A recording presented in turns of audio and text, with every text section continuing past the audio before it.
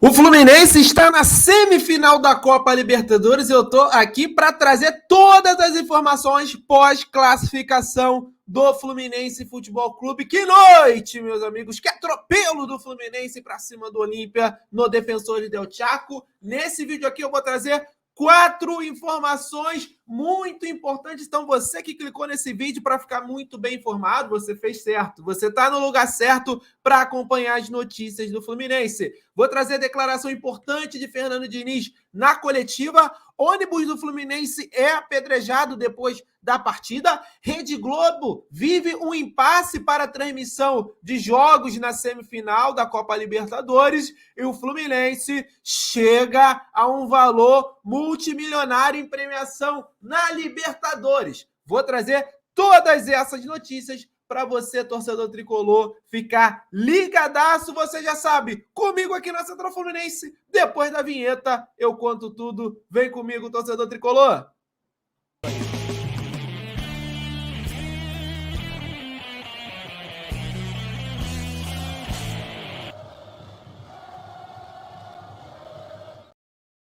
Muito obrigado pela sua audiência, inscreva-se no canal, deixe o seu like que é muito importante para a gente alcançar mais tricolores, compartilhe esse vídeo nos seus grupos do WhatsApp, do Telegram, do Facebook, para mais tricolores ficarem muito bem informados com a Central Fluminense diariamente, trazendo as notícias. Quer que a gente mande abraço para você? Comente aí da onde que você está assistindo para depois a gente mandar um abraço, seja eu, seja o Capuano em seus vídeos, beleza? Mas vamos começar com as notícias desse vídeo aqui, porque Fernando Diniz, em coletiva, falou o que foi mais importante para ganhar a partida dessa noite de quinta-feira, né? 3-1, irretocável, uma boa partida do Fluminense, claro, fez o resultado ali no final no desespero do Olímpia, mas controlou o jogo na maior parte do tempo.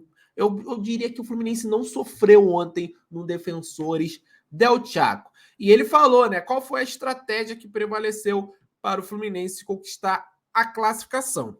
Abre aspas. Estávamos muito preparados e treinados para as bolas aéreas. Tentamos evitar ao máximo. Mesmo assim, eles tiveram chance, pois são muito fortes. Mas a gente conseguiu neutralizar a maioria deles que ele completou assim.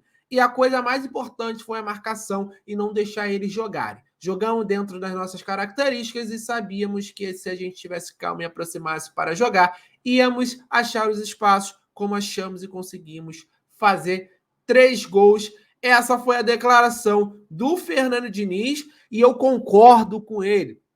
O Fluminense sofreu um pouco com a bola aérea, mas o Olímpia, qualquer bola que ele pegava no pé, já estava jogando bola na área. Veio com o Tique Arce, veio com o Bruera, né, atacante de 1,94 m, para realmente criar o caos nessa bola aérea ofensiva. O Fábio fez 2 importantes defesas no início do jogo que seguraram bem, porque se o Olímpia faz esses gols, né, poderia ter complicado o jogo, né? O Fluminense sai na frente e o Defensores del Chaco fica em silêncio, fica, né, com a temperatura baixíssima e o Fluminense conseguiu cozinhar um jogo muito bem, acabou tomando aquele gol no finalzinho que era evitável, né? Aquele gol do Zabala, lateral esquerdo, né? O Samuel Xavier fica no 1 contra 1, no 2 contra 1, né?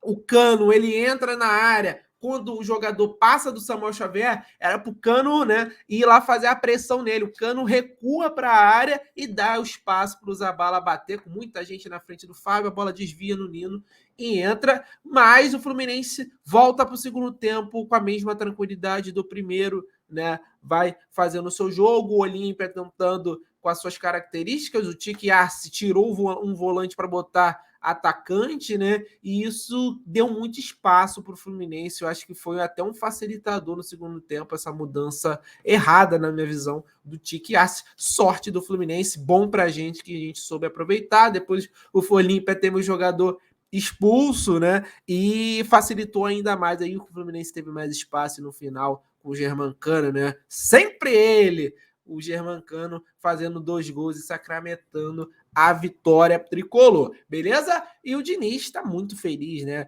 A estratégia realmente deu certo, jogou para cima lá do Olímpia e praticamente não sofreu, fez muito diferente que a maioria faria nesse tipo de situação. Ó, vou falar de uma coisa triste aqui, né, cara? Vou compartilhar aqui na tela, porque o ônibus do Fluminense foi apedrejado na saída do Defensores del Chaco. Essa foto foi tirada pelo Felipe Melo, tá, gente? Eu vou até passar para baixo aqui, ó. Tem um pedregulho ali em cima do banco, ó. Pode ver aí o pedregulho em cima do banco do ônibus ali. Fluminense, a delegação foi infelizmente alvo, né, de pedradas, né? Os torcedores do Fluminense fizeram isso com o ônibus do Botafogo. Gente, não dá para aceitar esse tipo de coisa, né? Quando é com a gente, quando é com o nosso time, a gente não gosta, então a gente não deve fazer com os outros, né? O veículo dos atletas e do staff foram atingidos, mas ninguém saiu ferido, graças a Deus, né, gente? Porque é uma classificação histórica. Eu entendo o torcedor do Olímpia chateado pela eliminação, mas não pode normalizar isso, né? Não pode normalizar atos de vandalismo, podendo ferir pessoas, né?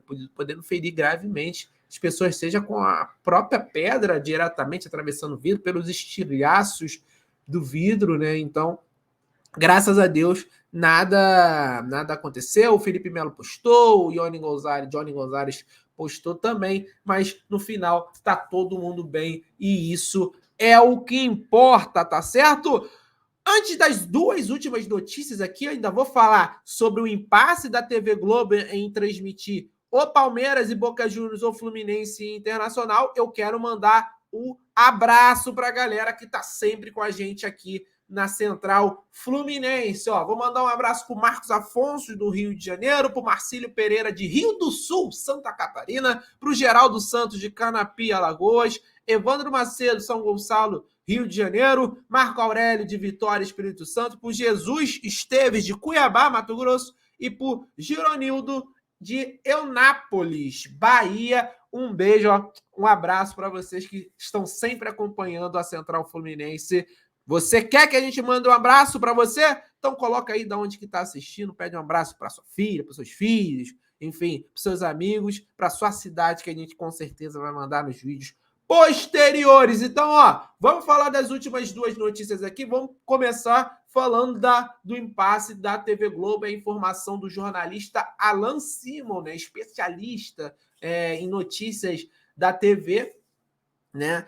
Fluminense Internacional ainda não tem a sua transmissão televisiva definida, porque depois, né, do novo formato que a Conmebol fez, né, de transmissão de jogos desde 2019, a Globo não pode fazer mais o que antigamente fazia, o que faz aqui, né, na Copa do Brasil e no Campeonato Brasileiro. Tem jogo do Palmeiras e Boca, vai para transmitir por parte da rede o Palmeiras e Boca, e vai transmitir Fluminense e Inter para outra parte da rede brasileira. Só que não pode, a Globo só tem direito a um jogo e também tem que dividir com a TV fechada aqui no futebol brasileiro. A Globo geralmente escolhe um jogo, a TV fechada escolhe outro jogo, mas como vai afunilar, né, vão transmitir, né, tanto a Globo, ESPN, Paramount, pode transmitir, né, jogos simultaneamente, né? Então, traz essa notícia o Alan Simon, que a Globo está em dúvida se vai exibir a partida do Fluminense ou do Palmeiras contra o Boca Juniors, né? A Globo tende a priorizar confrontos, segundo o jornalista, entre times brasileiros na Libertadores, né? Porém, nas oitavas e quartas de final, a Globo escolheu passar, né, transmitir o jogo do Palmeiras. É importante lembrar, oitavas de final, o jogo foi Palmeiras e Atlético Mineiro, foi um clássico nacional, foi um confronto brasileiro, né? Eu, particularmente, pessoalmente, tendo a opinar que a Globo vai escolher Fluminense Internacional, porque você está falando de dois times brasileiros, você vai puxar uma gama de torcedores, né? E eu acho que é um confronto, como eu posso dizer assim, tecnicamente melhor, que vai chamar mais público, mais audiência do que Boca Juniors Palmeiras, claro que vai ser um clássico enorme, né? Palmeiras e Boca Juniors, só que é um time só brasileiro contra um gigante da América do Sul, claro. É um grande confronto Brasil-Argentina, mas em sentido, em questão de audiência, acredito, tá? Que Fluminense Internacional chamaria mais, mas essa definição virá nos próximos dias, mas a Globo tem a preferência de escolha, né? A escolha 1 é da TV Globo. Nos próximos dias a gente deve saber, claro. Vamos trazer aqui na Central Fluminense, porque isso interessa muito, porque tem muita gente que não tem TV fechada, né? Passando na TV aberta. É bom para o Fluminense, é bom para os patrocinadores do Fluminense, é bom para quem não tem o torcedor tricolor que não vai conseguir ir para o Maracanã, que não tem TV fechada, vai conseguir assistir o jogo em TV aberta gratuitamente, tá certo? Então é isso. Vamos aguardar essa informação, que é importante, é relevante, para saber onde que vai transmitir o jogo do Fluminense na semifinal, os jogos, né, da semifinal do Fluminense pela Copa Libertadores aqui no Brasil. Ó, vou falar aqui sobre premiação, galera. Vou falar aqui sobre premiação, porque o Fluminense chegou à marca de... Calma, vou compartilhar aqui na tela com vocês, porque o Fluminense chegou na semifinal e alcançou a bagatela de 45 milhões de reais arrecadados na Copa Libertadores, tá certo? O Globoesporte.com fez matéria sobre isso. Fluminense abocanhou mais 2 milhões e 300 mil dólares por avançar de fase contra o Olímpia. Eu já tinha trazido essa informação, né, do Fluminense ter essa possibilidade. E, claro, a Libertadores começa lá no início do ano e você vai tendo a variação, né, do momento da conversão, do momento o dólar tá valendo 5, outro momento tá valendo 4 e pouco, enfim, né, vai variando a cada momento que acontece as classificações. Traz a informação, o Globoesporte.com, que o Fluminense já soma 9 milhões e 150 mil dólares, cerca de 45 milhões e 340 mil reais em premiação total na Copa Libertadores, tá certo? São 3 milhões de dólares por entrar na fase de grupos, 900 mil dólares pelas 3 vitórias na fase de grupos, 1 milhão e 250 mil dólares pela classificação às oitavas, além dos 1 milhão e 700 mil dólares por ir às quartas de final, né? Caso o Fluminense avance à final, terá direito a mais de 7 milhões de dólares, cerca de 36 milhões e 700 mil só pela vaga conquistada. Em caso de título, são mais 18 milhões de dólares, cerca de 94 milhões e 500 mil reais, tá certo? A semifinal será disputada nas semanas do dia 25 de setembro e 2 de outubro. A Conmebol ainda vai desmembrar os jogos e divulgar os horários por causa dessas definições de transmissão, né, que precisam ser feitas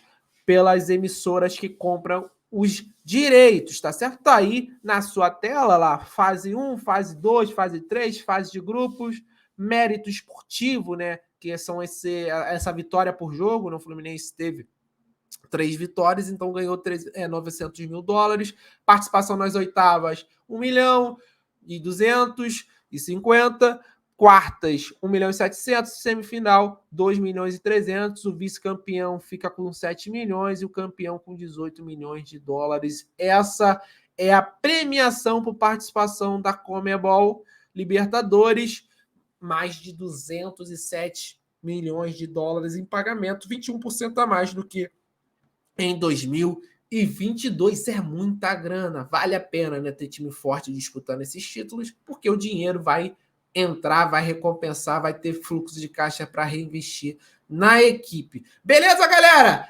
Essas eram as informações que eu queria trazer nesse vídeo. Muito obrigado por você tá aqui até o final me assistindo. Inscreva-se no canal, deixe o seu like, o like é muito importante, deixe o joinha, comente aí no vídeo, compartilha com todo mundo esse vídeo aí, para geral ficar ligadão nas notícias do Fluminense. Um abraço, até a próxima. Valeu, galera, tamo junto!